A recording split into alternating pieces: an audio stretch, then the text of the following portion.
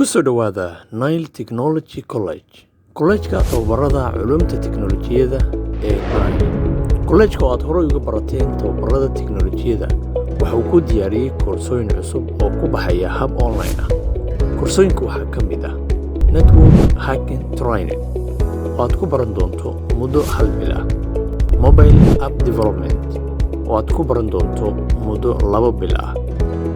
SB Net Course oo aad ku baran doonto muddo 1 bil ah. Photoshop oo aad ku baran doonto muddo 1 bil ah.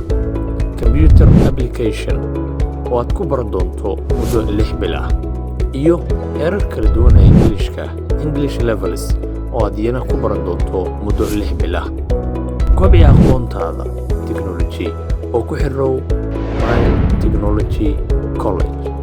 wixii faahfaahinta dheer kala xiriir ciwaanada shaashada kaaga muuqda.